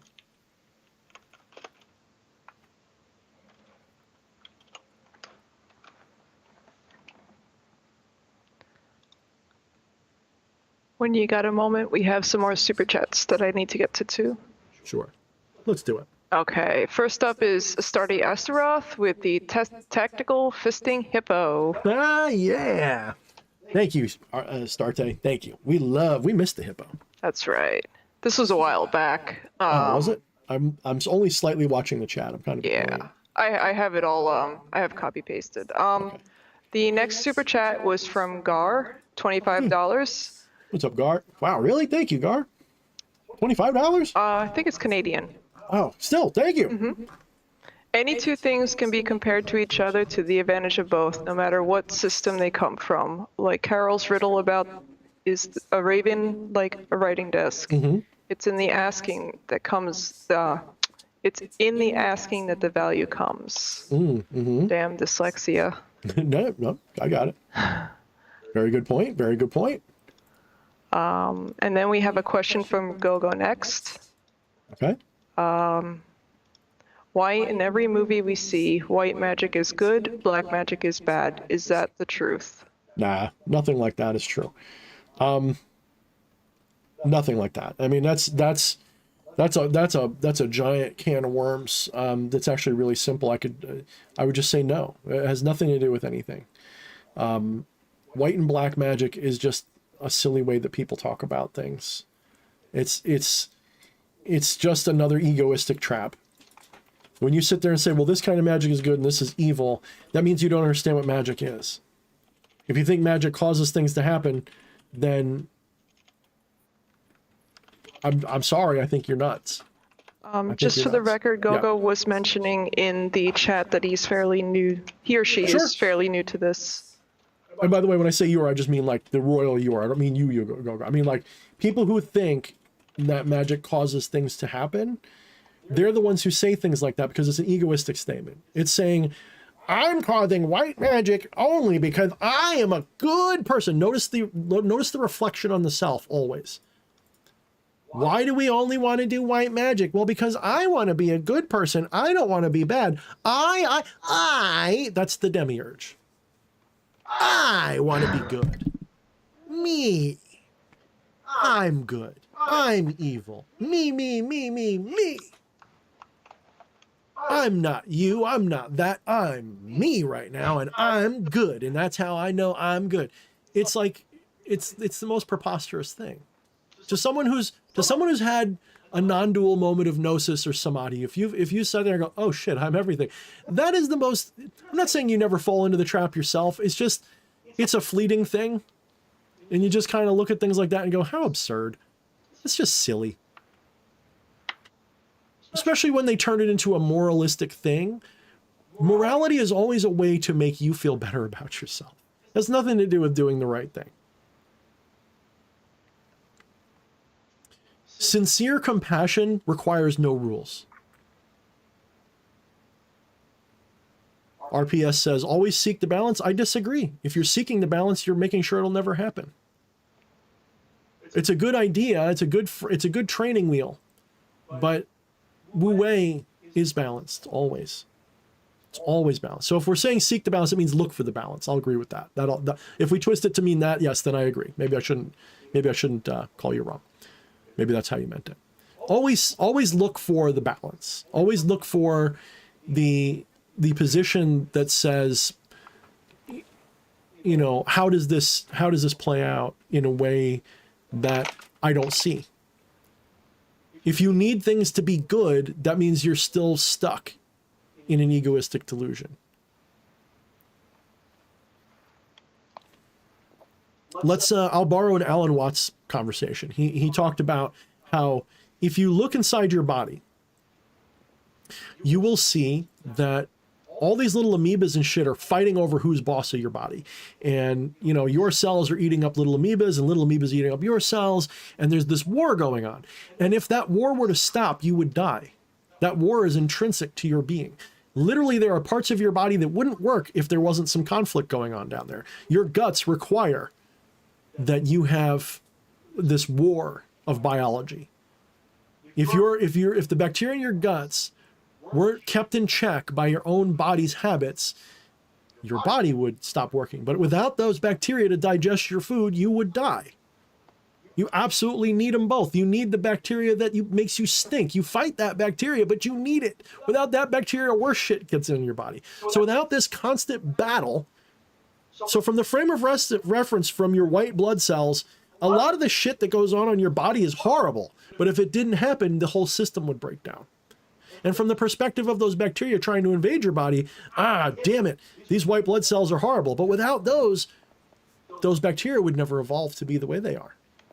It's like the analogy of the fly, the compassion of a stone short that I did a while ago. Why would you not swat a fly? So some people say like, well, I'm so compassionate, I'm so non-dual, I'm so good, I wouldn't even hurt a fly. Why not?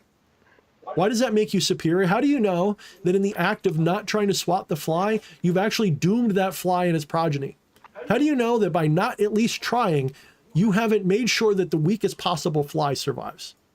Maybe that fly has a disease. Maybe you saved the world because you swatted that fly. You don't know what the right thing to do is because you don't have the omniscience that you think you have.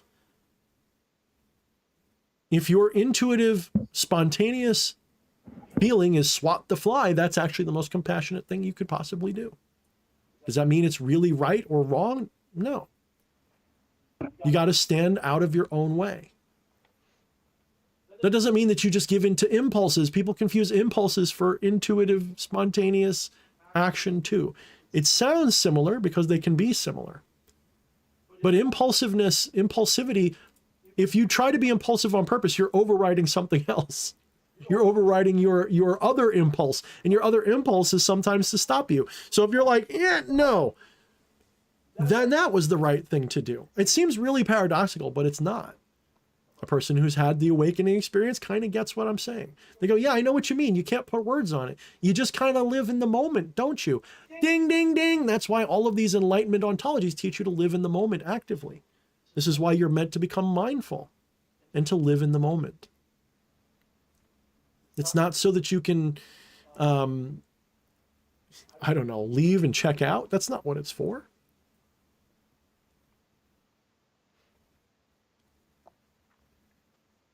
It's realizing that you're not the shadow on the wall. You're the thing casting it, and the light and the wall and the shadow, but you're not just the shadow on the wall. And so long as you see yourself only from that perspective, you're going to want to change everything. When you realize you're the one doing everything, you go, that shadow on the wall is meaningless. That's just a projection. The real me is doing everything, and what it's doing is not focused here. And that's the final transition. Is when you realize this is what is meant by this ascension away from the material world. It is not that there's anything wrong with the material world. It is that we think that this is the point, that the point is to do something here and now in the shadow world of the material. But it's not. We practice on the shadow world because, well, to put it in perspective, let's say Camilla and I were standing in front of a wall and there was a light behind us and we're both casting a shadow on the wall. If I want to hug her and I can't see her because I'm fixated on that wall, I've got to make my shadow reach out and hug her shadow. That's the closest thing I can get. And if I'm good, there's a chance that I'll actually make that connection physically and hug her. But there's also a chance I'll miss. I can at least have the illusion of the hug. So I have to use that shadow a little bit. I've got to use that shadow as my guide. But at some point, you've got to realize that what's going on is that shadow is not you. When I hug my wife, literally, when I'm literally hugging my wife, I realize in my subconscious and my conscious sometimes that I'm not hugging her. I'm hugging a shadow of myself that looks like my wife. And if I really make that connection, I feel something that has nothing to do with our hands. I feel a connection to my own divine self. I realize I'm trying to love myself. I get it. This is why self-love is really important. I hate to sound all love and light on you guys, but you got to take the truth where it is. You can't be like, fuck you, you're wrong because it's love and light, or fuck you, you're wrong because Bible. Dude, everybody's wrong. Everybody's right. They've all got pieces of the puzzle. They all do. What is it? Omnism, I think is what I saw a meme. I have no religion. I'm an omnist or whatever it is. Yeah, that's fair. Call me an omnist this week. I'll pretend to be one. Why not? There's some validity to all of this. But here's the deal. When you get what I call the non-dual truth. Some people might call the monist truth, whatever you want to call it, the divine truth of your non-dual or monist self. When you understand that, you can look at literally any spiritual practice and go, that's why they do that, that's why they do that, and they've usually forgotten it because they've turned it into a pantomime of the actual truth. So just like the shadows are a pantomime of you, these religious practices are a pantomime of the real deal. So prescience, what is intentionally trying to do prescience? If I sit there, everyone's saying, I'm going to do, there's a lot of conversation about mirrors. Cool, not discouraging that. Get a mirror, use it. But you're just pantomiming prescience when you use a scrying mirror. You do realize that, right? You're really just trying to get the two shadows to connect and hoping that in that shadow connection, you'll actually hug the genuine article.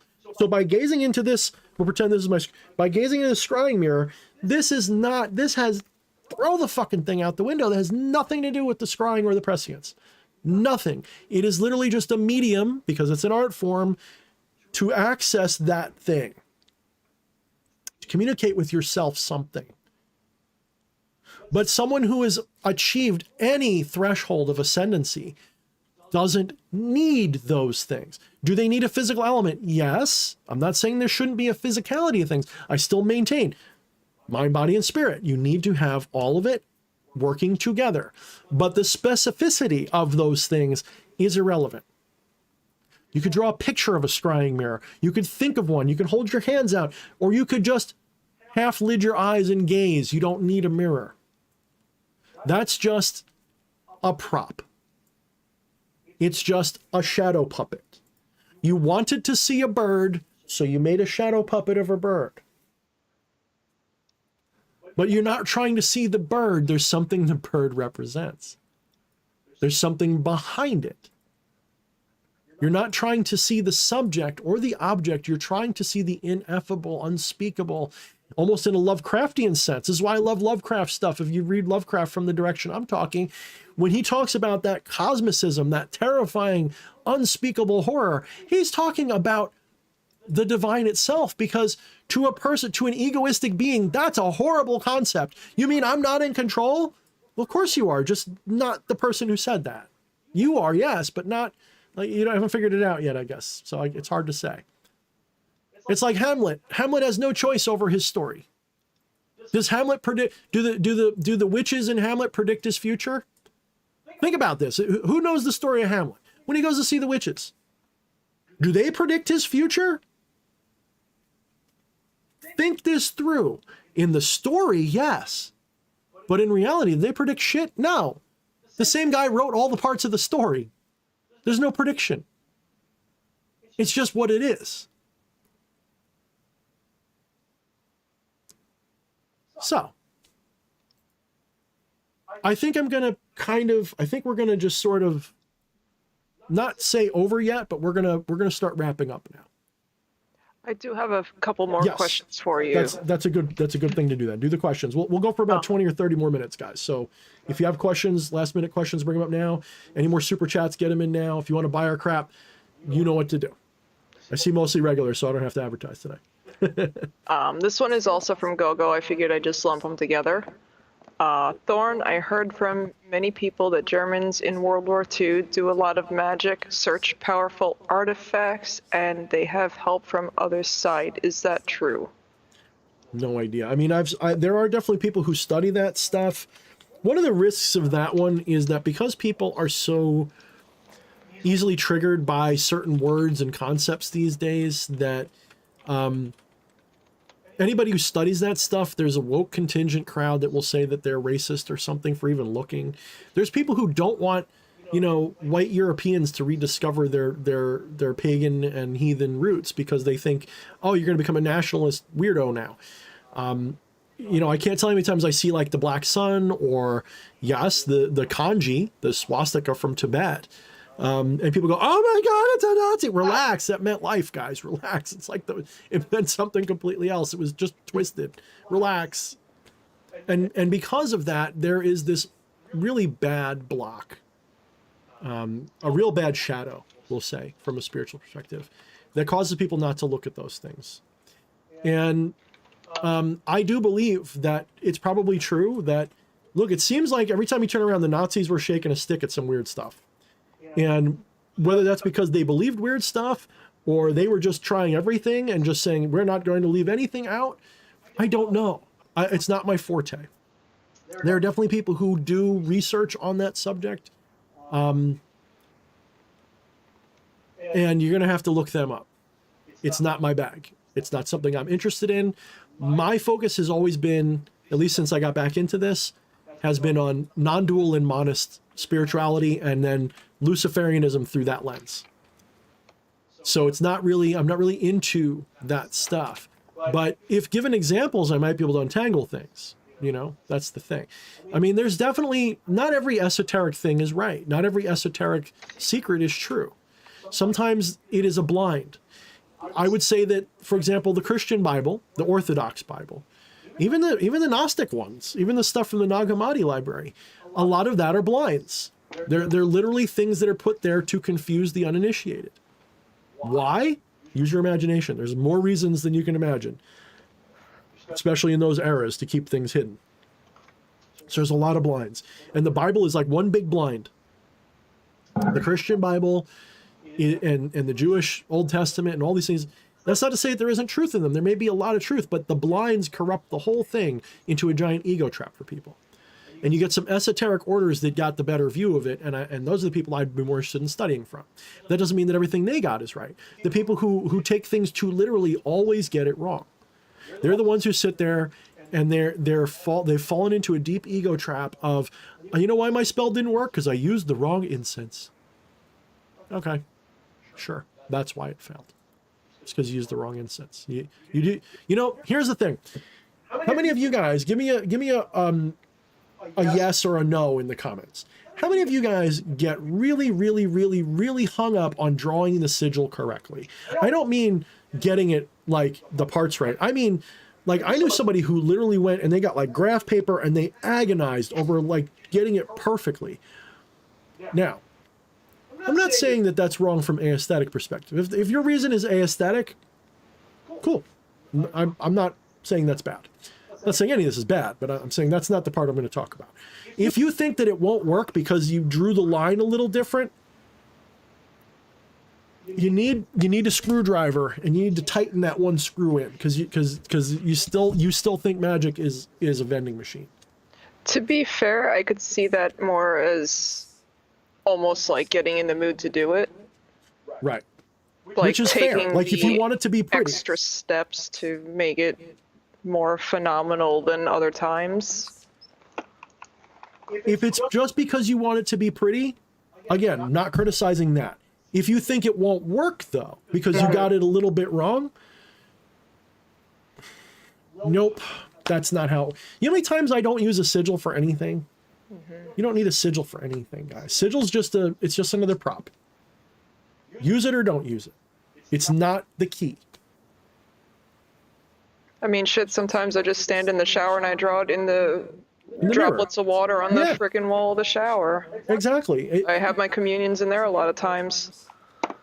Now, if I keep it, it's only because I have a certain aesthetic I like. If my aesthetics are off, it throws me off. So if I'm using, like, what's that meme of, like, you know, other witches taking spirit baths and shit before the rituals, and I'm just sitting here, like, rubbing the Cheeto dust off my fingers. Come on, bitches, let's do it. Like, I'm sort of like a little bit of both because I like the aesthetic. So my temple is an aesthetic work of art, and I like it to be the way I want, meaning the sigil's got to look good. Does that mean that I feel like it has to be that way or it won't work? No. I will carve the ugliest damn sigil into a candle with my thumbnail and put blood on it and go, that fucker's going to burn the house down. And trust it.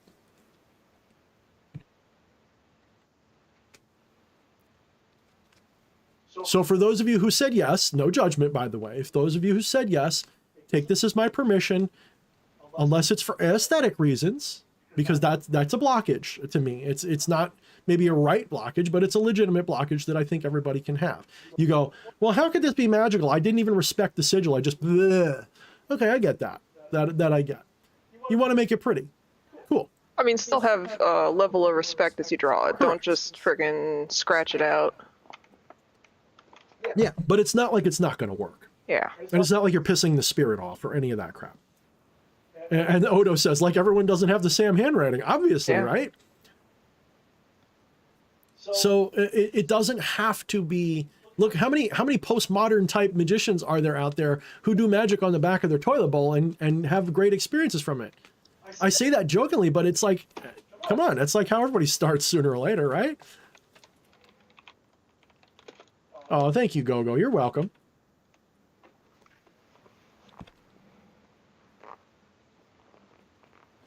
So, you know, even psyche, what does the word psyche mean? Lewis Gorey says, but it helps a lot to the psyche. And I agree to a point. Yeah, I get that's a way of getting out of your own way, by the way.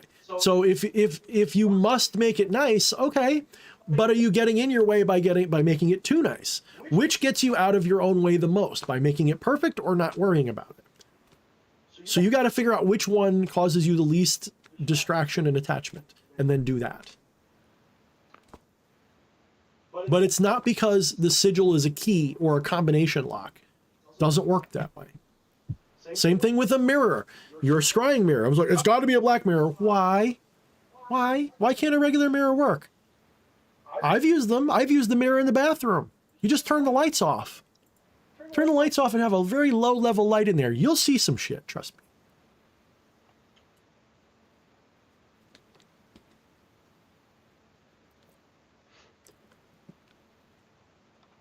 Yeah. Are you up for the next question? I think I am. Okay. Thank you, fleshy wife. Flesh wifey. This one comes from White Coverdale. Again? No, I'm just kidding. He's actually got a couple. Oh my goodness. He gets 3 a night. I think he's on 3 now. So go ahead. What's this one? My question is, why are we able to predict these things whatsoever? I get that it happens as a prediction, but how and or why are we predicting it? So here's the bottom line. It's not actually a prediction. It's not actually a prediction. The only reason you think it's a prediction, because we say it's a prediction. You've come to this idea that predictions happen. It's always a synchronistic moment.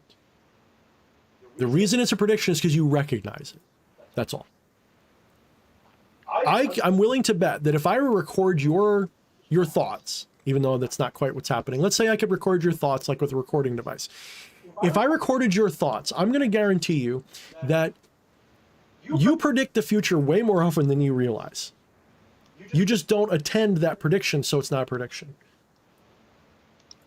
How often do you think a thought and then it happens? Quite often. How often do you pay attention to it, though? Not that often. Probably the coolest one that ever happened to me was one time when I was sitting with my wife on the couch. We were watching EA and the former person I used to work with, who shall remain nameless, who turned out to be a girlfriend-beating jerk. I sat there and I said, wouldn't it be some shit if someday I'm working alongside these people and interviewing them and writing books and being part of their houses and whatnot? That probably, I didn't even say it'll never happen. I just got this chill, like, wouldn't that be some shit if that's going to happen in a few years? And it literally happened. Did I predict that, or did I just know? Was it that or did I just have a lucky guess and they just linked up?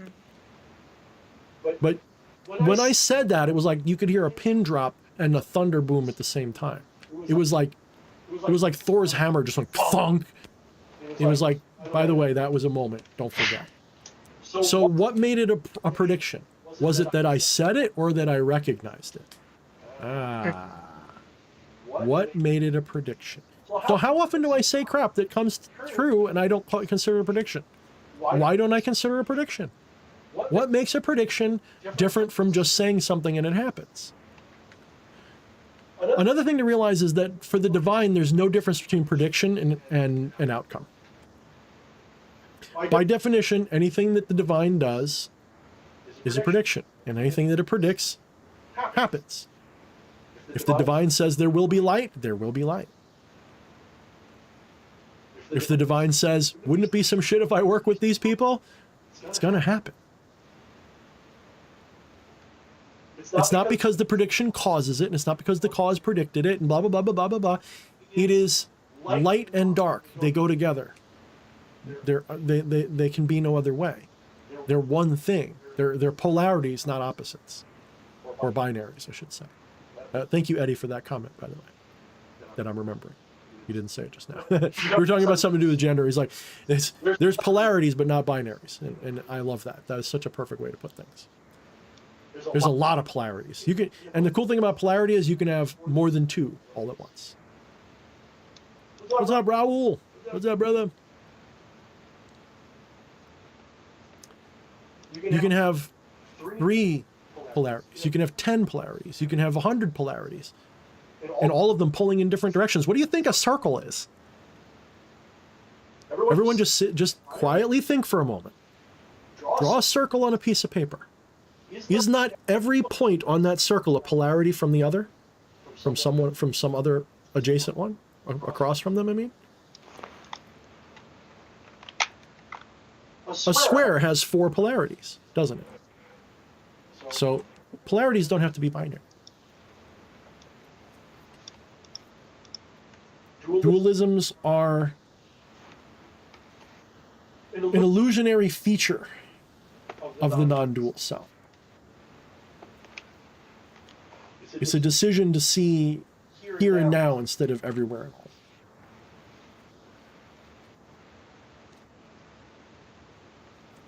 That's a good way to put it, Mr. Zombie. It could also be, Mr. Zombie says, looking into an alternate dimension and seeing the things in ours that have already passed in others.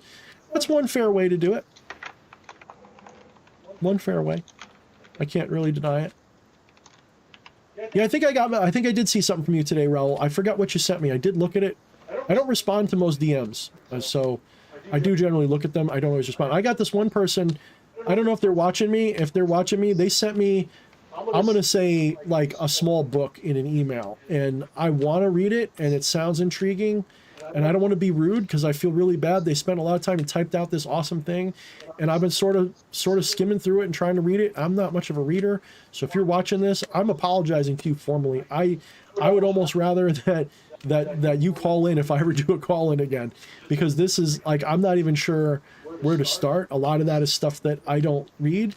But I'm going to have to go back and read that. I mean, I showed my wife and I'm literally scrolling for like ever.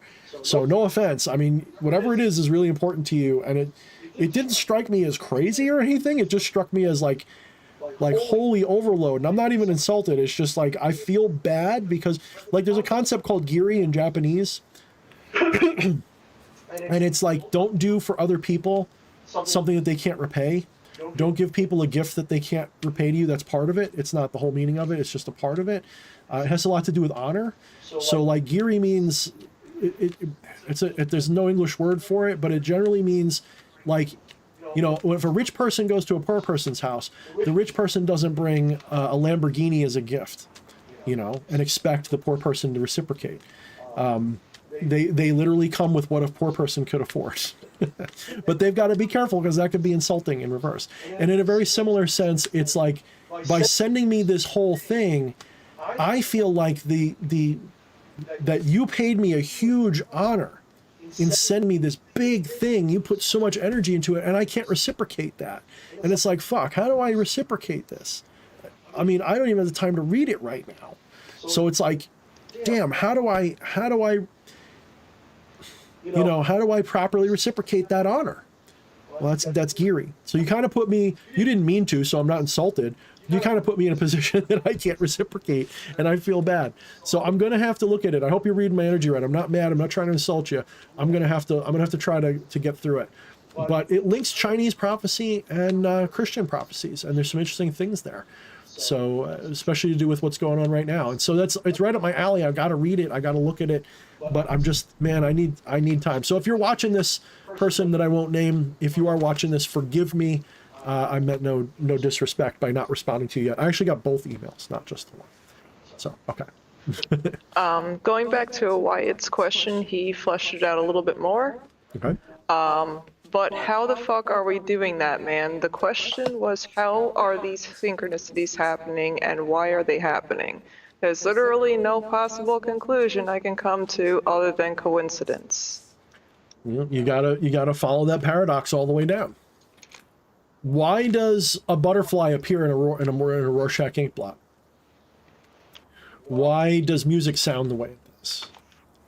Why does fire burn? The why is the ego asking, because the ego wants to relate. The ego wants to say, I am this, I am that. That has meaning because. These are questions. There's a thing, I forget if it's Muji who originally said it. I don't think it was. I think it's an old saying, but you're not after answers. What you really think, you think you want answers to questions. You really think that's what you want. What you deeply need is not an answer, because answers don't solve anything. What you need is a cessation of questions. Every answer is a denial. Every answer is another kind of question. It's not just that funny trope where all answers lead to more questions. It is worse than that. The reason that you're asking is the answer. If you figure out why you're asking so many questions and then learn to integrate that, these questions, you won't be analyzing things so much, for one thing. You'll just know. It won't even be that you have answers. You'll have a cessation of questioning. The peace that follows will be the greatest teacher you've ever had.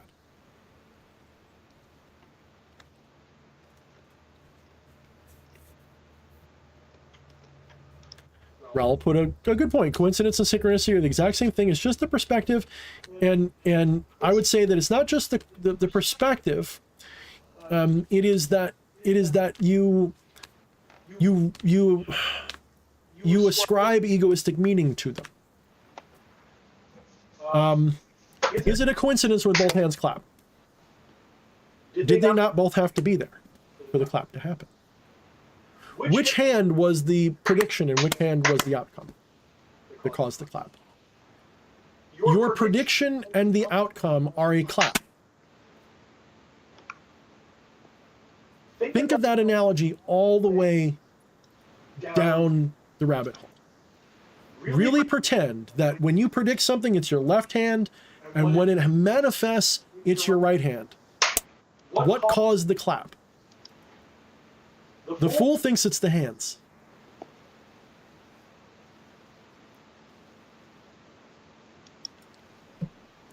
The hands were caused by the clap. The sound is not the clap. The sound is it's a symbol of the clap. The hands coming together is a symbol of the clap was always there. The hands are not. They don't cause the clap. The prediction doesn't cause the outcome doesn't cause the prediction. So let's analogize it again. The prediction's the left hand, the outcome is the right. The magic is the clap. The prescience is the clap. And the clap wasn't caused by those two things. The clap caused both of them. And then it's not even a cause. In other words, the left hand is a projection of the clap that way, and the outcome is a projection of the clap that way. The astral and the material are projections of the same non-dual source. The same ineffable thing causes both the astral and the material side. They're both a kind of illusion. Neither one of them is more real than the other. They're not separate. They're equal illusions. This is why I've said that you've got to realize that everything you see in front of you is an astral material thing.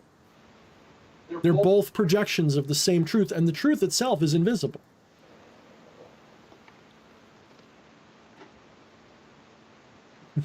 Okay, Wyatt. He's like, I'm 14. It took me too long. Like, holy shit. If you did get it, man, don't worry about it. Getting it at a young age is like, in some ways, it's worse. There's a reason why people wait till they're in their 40s to start getting this shit for real. So, all right. I think we're gonna round it out. So, how many more questions we got? Anything good? That's it. That's it for questions. Yeah. All right. Last call for any serious questions. Otherwise, we're just going to do the bye-bye thing. We had a very, very quiet night tonight. It felt, without Fleshy, it felt more quiet than usual. Maybe it's just me. I think he revs you up a little bit. He does. I noticed there weren't quite as many people here either. They must miss Fleshy. They're like, oh, no Fleshy, but there's no way they could have known. Is there like a football game on tonight or some shit? No, it's cool. Football? Foosball? What's that? Yeah, exactly. It don't matter. It don't matter. At some point, I'm just going to fade out and just stop doing this crap. People are like, whatever happened to Thorne? I'll be like, I don't know. Y'all got boring. I don't know. Yeah. All right. So anyway, guys, if you really liked this show, especially if you're new, make sure you subscribe to the channel. YouTube has been shadow banning me for a little while, especially once I started dipping into politics here and there. YouTube is asshole. YouTube is asshole. I am on BitChute. I am usually way more opinionated, especially about political issues on BitChute. So if you're interested in that, you can always go there. If you don't like my politics, then just, you know, stick with me on YouTube for now. I might make like a second magic only channel on BitChute at some point if it starts getting overboard, but I don't think it will. But if you want to support my work, make sure you like, share, and subscribe. Subscribe to this channel is one of the best things you can do. Make sure you click the bell. If you want to support us financially, that would be the fucking tits. You can go into the Linktree link in the description of this video, or maybe my wifey will post it as a pinned comment. I don't know if she has it handy, but she can. You can go to Linktree and you can follow the links to find out where you can purchase my books, where you can purchase my products, blah, blah, blah, blah, blah. My website is undergoing a major overhaul. I'm changing the whole damn thing because if you look at my website, you'll understand. So once that is released, all the services will be coming back online. Right now, I'm not doing any services. I'm focusing 100% on that. For the record, I can't pin. Okay, that's fine. Everything is focused on what I'm developing right now. Whether I finish it or not, I don't know. I'm planning on it. But once I get that done, then services will be coming back. A lot of stuff will be coming back. So until then, I am completely off the menu. Financially, it hurts. It fucking sucks, but we're all going through it. And I need to reset my whole shit. And I've been doing so very well, and it's working really good. But I got to follow through. I got to get things done before I start just doing work again. So for those who are interested in ritual services, wait for that to pop up, and then I'll be back on the prowl. Yeah, I guess that's it. Is there anything else you want to tell them, Camilla? I'm currently working on more projects again. I finally got back out in the shop after too long of not because of reasons. Yeah, we all kind of like bucket sometimes. Mostly missing the kid. Oh, stop. You know, it's because you hate everything. No, I'm just kidding. As the eyeballs shoot through the freaking fabric and like daggers. Ow! So, all right, guys. Well, in that case, thank you guys so much for coming. And until next week, make sure you mind the shadows. And I don't know. Do you have a catchphrase, Camilla? No, I don't. Good enough for me. No, she don't. That's her catchphrase. I don't. Good night, everybody. Have a good night, everyone. Where's the button? There it is. Oh, no.